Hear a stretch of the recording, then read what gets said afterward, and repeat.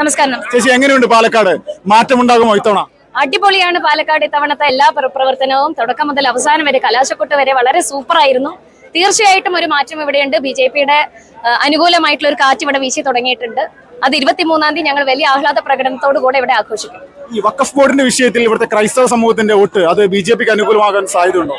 വഖഫിന്റെ മറ പിടിച്ചുകൊണ്ട് ഒരു വോട്ടന്വേഷണം ഞങ്ങൾ നടത്തിയിട്ടില്ല. പക്ഷെ തീർച്ചയായിട്ടും സാധാരണക്കാരോടൊപ്പം നിൽക്കുന്ന ഒരു സർക്കാരിനെ അനുകൂലിക്കുക എന്നുള്ള നയം സാധാരണ ജനങ്ങൾക്കുണ്ട്. അതുകൊണ്ട് തീർച്ചയായിട്ടും NDA സർക്കാരിന് BJP-ക്ക് അനുകൂലമായിട്ട് അത് വരുമെന്നുള്ള വിശ്വാസമുണ്ട്.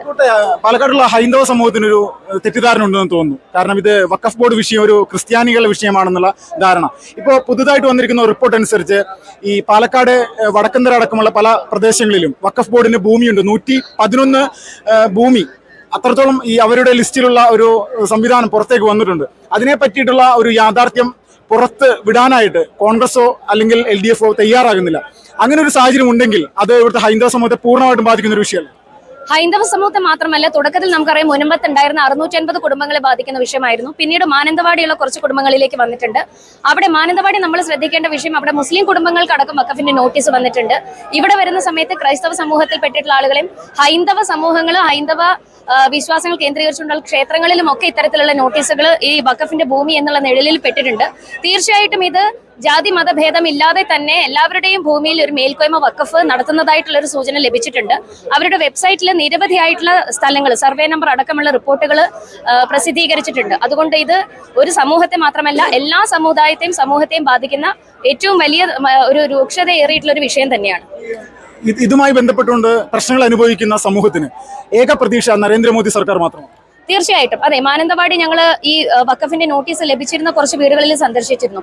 അവർ പറഞ്ഞിട്ടുള്ളതും LDF-ഉം UDF-ഉം ചേർന്നുകൊണ്ട് ഒരു കപട രാഷ്ട്രീയം, ആ കപട രാഷ്ട്രീയത്തിന്റെ മുഖം കാണിച്ചുകൊണ്ട് നിയമസഭയിൽ കേന്ദ്ര സർക്കാർ കൊണ്ടുവന്നിട്ടുള്ള ബില്ല് അമെൻമെന്റ് അതിനെ എതിർത്തുകൊണ്ട് പ്രമേയം പാസാക്കുകയും പുറത്തിറങ്ങിയതിനു ശേഷം ഈ ജനങ്ങളോടൊപ്പം ഉണ്ടാകുമെന്നുള്ള കള്ള വാഗ്ദാനങ്ങൾ നൽകുന്ന ഈ കപട രാഷ്ട്രീയത്തെ ജനങ്ങൾ തിരിച്ചറിഞ്ഞിട്ടുണ്ട്.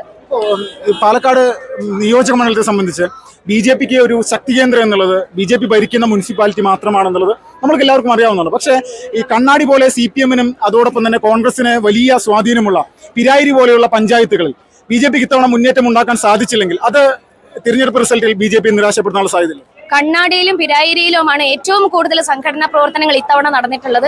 BJP-ക്ക് ഏറ്റവും കൂടുതൽ അനുകൂലമായിട്ട് വോട്ടുകൾ രേഖപ്പെടുത്താൻ പോകുന്നതും ഈ 2 പഞ്ചായത്തുകൾ തന്നെയാണ്. പാർട്ടി ഗ്രാമങ്ങളിൽ ജീവിക്കുന്ന സാധാരണക്കാരായിട്ടുള്ള ജനങ്ങളോട് എന്താണ് ഒരു സാമൂഹിക പ്രവർത്തകൻ എന്നുള്ള നിലയിൽ നിങ്ങൾ പറയാനുള്ളത്? ഇവിടെ പ്രചരണത്തിനായിട്ട് വന്ന സമയത്ത് സാധാരണക്കാരായിട്ടുള്ള നിരവധി ആളുകളെ സമ്പർക്കം ചെയ്യുകയുണ്ടായി. നിരവധി SC കോളനികൾ കേന്ദ്രീകരിച്ചുകൊണ്ടുള്ള പ്രവർത്തനങ്ങൾ ഉണ്ടായി. ആ SC കോളനികളെ സംബന്ധിച്ചിടത്തോളം അവർ ഏറ്റവും പോവർട്ടി ലെവലിൽ ജീവിക്കുന്ന ആളുകളാണ്. വിദ്യാഭ്യാസത്തിന് അർഹത ലഭിക്കുന്നില്ല, തൊഴിലിന് അവസരം ലഭിക്കുന്നില്ല, ഒരു മെച്ചപ്പെട്ട സാമ്പത്തിക നിലവാരത്തിലേക്ക് അവർക്ക് എത്താൻ സാധിക്കുന്നില്ല. ആ ഒരു തിരിച്ചറിവ് തീർച്ചയായിട്ടും നരേന്ദ്രമോദി സർക്കാരിന്റെ SC/ST വകുപ്പിന്റെ ഉന്നമനത്തിന് വേണ്ടിയിട്ടുള്ള പ്രവർത്തനങ്ങൾ ആ സാധാരണക്കാരായിട്ടുള്ള ജനങ്ങളിലേക്ക് എത്താത്തത് തീർച്ചയായിട്ടും ഇവിടെയുള്ള അവരെ പ്രതിനിധീകരിക്കുന്ന ഈ കണ്ണാടി, പുഴേരി പോലെയുള്ള പഞ്ചായത്തുകളിലെ മെമ്പർമാരുടെ ഒരു കഴിവുകേടാണ് എന്നുള്ളൊരു തിരിച്ചറിവെന്ന് ജനത്തിന് വന്നിട്ടുണ്ട്. അതുകൊണ്ട് തീർച്ചയായിട്ടും നരേന്ദ്രമോദി സർക്കാർ വന്നിട്ടുണ്ടെങ്കിൽ ഈ താഴെക്കടയിൽ നിൽക്കുന്ന ആളുകൾക്ക് ഒരു പൂർണ്ണ സുരക്ഷിതത്വം അത് ഉണ്ടാകുമെന്നുള്ള ഒരു ഉറപ്പ് അവർക്ക് ഇപ്പോൾ ബോധ്യമായിട്ടുണ്ട്. വഖഫ് ബോർഡിന്റെ ഒരു അധിനിവേശത്തിനെതിരെ LDF-ന്റെയും UDF-ന്റെയും സ്ഥാനാർത്ഥികൾ പൊതുസമൂഹത്തിനിടയിൽ അല്ലെങ്കിൽ അവരുടെ പ്രചരണ പരിപാടികൾ ഒന്നിലും തന്നെ ഒരു തരത്തിലുമുള്ള ഒരു പ്രസ്താവന നടത്താനായിട്ട് അല്ലെങ്കിൽ അതിൽ കെടുതി അനുഭവിക്കുന്ന ജനങ്ങൾക്ക് അനുകൂലമായിട്ട് ഒരു പ്രസ്താവനയും നടത്തിയിട്ടില്ല. എന്തുകൊണ്ടായിരിക്കും അവരാരെയാണ് ഈ ഭയപ്പെട്ടുകൊണ്ടിരിക്കുന്നത്? അവർക്ക് പ്രസ്താവന നടത്താൻ സാധിക്കില്ല. കാരണം കേന്ദ്ര സർക്കാർ ഈ ജനങ്ങളെ സംരക്ഷിക്കുവാൻ വേണ്ടി കൊണ്ടുവന്നിട്ടുള്ള ബില്ലിന് എതിരായിട്ട് പ്രമേയം പാസ്സാക്കിയിട്ടുള്ളതാണ് LDF-ഉം UDF-ഉം. ആ ബില്ല് പ്രമേയം പാസ്സാക്കിയിട്ടുള്ള വിഷയം പത്രമാധ്യമങ്ങളിൽ അടക്കം വന്നതിന് ശേഷം പുറത്തിറങ്ങി സാധാരണക്കാരോടൊപ്പമാണ്, അവരുടെ അവകാശങ്ങൾ നേടിയെടുക്കാൻ വേണ്ടി ഒപ്പം നിൽക്കുമെന്ന് പറയുമ്പോൾ അവരുടെ 2 മുഖങ്ങൾ ഇവിടെ ജനങ്ങൾ നേരിട്ട് കണ്ടിരിക്കുകയാണ്. പക്ഷെ BJP മുൻപോട്ട് വെക്കുന്ന രാഷ്ട്രീയം എന്ന് പറയുന്നത് ജാതി മതഭേദമന്യേ എല്ലാവരെയും സംരക്ഷിച്ചു നിർത്തുന്ന, ഇപ്പൊ നമുക്കറിയാം വഖഫിന്റെ നോട്ടീസ് വന്നിരിക്കുന്നത് 10 സെന്റിൽ ചോടെ ഭൂമിയുള്ള നിരവധി ആളുകൾക്ക് അവരുടെ ജീവിതകാലത്തെ മുഴുവൻ സമ്പാദ്യവും എടുത്തുകൊണ്ട് പണിതിരിക്കുന്ന വീടുകളടക്കം കൈവിട്ടു പോകും എന്നുള്ളൊരു ഭീതി ജനങ്ങൾക്ക് ഇന്ന് നിലവിലുണ്ട്. അപ്പോൾ LDF-നും UDF-നും അത് സംരക്ഷിച്ച് നിർത്താൻ സാധിക്കില്ല എന്നുള്ള ഉറപ്പ് ജനങ്ങൾക്കുണ്ട്. അപ്പോൾ ഇത് ബോധ്യമായ സാഹചര്യത്തിൽ നമുക്കറിയാം വയനാട്ടിലെ സ്ഥാനാർത്ഥി ശ്രീമതി പ്രിയങ്ക വദ്ര പോലും ഇതിനെതിരെ അവരുടെ ഒരു നിലപാട് തുറന്നു പറയാൻ സമ്മതിച്ചിട്ടില്ല. പ്രധാനമായിട്ടൊരു വിഷയം എന്ന് പറഞ്ഞാൽ ഈ കോൺഗ്രസിന്റെ സ്ഥാനാർത്ഥിയായിട്ടുള്ള രാഹുൽ മാങ്കൂട്ടം ആള് ഒരു തുറന്നു പറഞ്ഞൊരു കാര്യം, ഞങ്ങളിവിടെ നടത്തുന്ന പ്രചരണം അത് വർഗീയതക്കെതിരെയാണ് എന്നുള്ളൊരു പ്രസ്താവന നടത്തിയിരുന്നു. ഈ രാഹുൽ മാങ്കൂട്ടം പറയുന്ന വർഗീയത എന്താണ്? വർഗീയത കുത്തി നിറച്ചുകൊണ്ടുള്ള ഒരു രാഷ്ട്രീയമാണ് LDFും UDFും മുൻപോട്ട് വെക്കുന്നത്.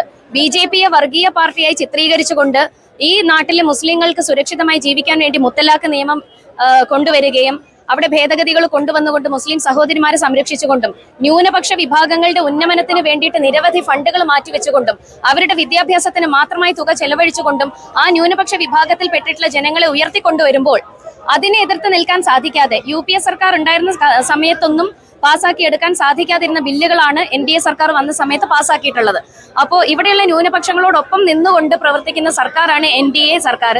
അപ്പോൾ ഈ നമ്മുടെ സംസ്ഥാനത്തിൽ ആ ഒരു ഭരണമാറ്റം വരുമെന്നുള്ള പേടി കൊണ്ടാണ് ഇവിടെ വർഗീയത കുത്തി നിറച്ചുകൊണ്ട് വിദ്വേഷപരമായിട്ടുള്ള പ്രസ്താവനകൾ കോൺഗ്രസ് ഇറക്കുന്നത്. LDFന്റെ പ്രവർത്തനം പാലക്കാട് 2 ദിവസമായിട്ട് വളരെയധികം കുറവാണ് കാണുന്നത്. എന്തുകൊണ്ടായിരിക്കും അത്? വോട്ട് മറിക്കാനുള്ള ഒരു സാധ്യത LDFന്റെ ഭാഗത്തുണ്ടാവും? വോട്ട് മറിക്കാനുള്ള സാധ്യത ഉണ്ടാവുമല്ലോ. LDF ആയാലും UDF ആയാലും ഒരു ഇന്ത്യ മുന്നണി എന്നുള്ള പേരിൽ തന്നെയല്ലേ എല്ലാ ഭാഗത്തും മത്സരിച്ചിട്ടുള്ളത്. അതേ തരത്തിലുള്ള ഒരു ഇന്ത്യ മുന്നണി പാലക്കാടും BJP ഒരു തരത്തിലും ബാധിക്കില്ല. BJPക്ക് സംബന്ധിച്ചിടത്തോളം പൂർണ്ണ ആത്മവിശ്വാസമുണ്ട്. ആര് എത്ര ശ്രമിച്ചുകൊണ്ട് ഒറ്റക്കെട്ടായി നിന്നിട്ടുണ്ടെങ്കിലും അതിനെ ഭേദിച്ചുകൊണ്ടുള്ള ഭൂരിപക്ഷം നേടുവാൻ ഇത്തവണ BJPക്ക് തീർച്ചയായിട്ടും സാധിക്കും.